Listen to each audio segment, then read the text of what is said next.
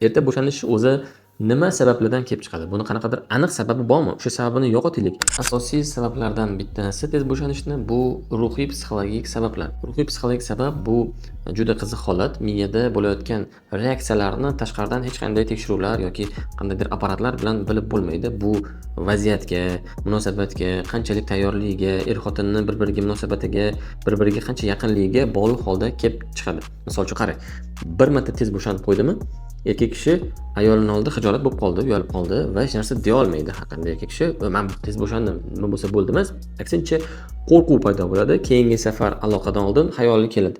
Yana tez bo'shanib qo'ysamchi, ishqilib men yana tez bo'shanib qo'ymay, tez chiqib ketmasin degan vahima bosa boshlaydi. Albatta, bu vahima hisobiga miyada reaksiyalar keta boshlaydi va adrenalin degan gormon oshadi, qo'rquv gormoni oshadi, stress gormoni ko'tariladi. Gormon счастья aloqaga bo'lgan ishtiyoqni, endorfinlarni miqdori aksincha pasaya boshlaydi.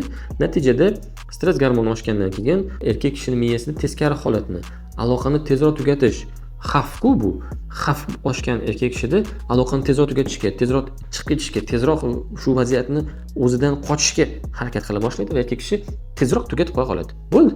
Mana o'zini o'zi erkak kishi aloqa vaqtida qo'rquv, vahima bosganidan, hozir tashlab qo'yaman deb o'ylagandan tashlab qo'yadi tez va tez chiqib ketadi.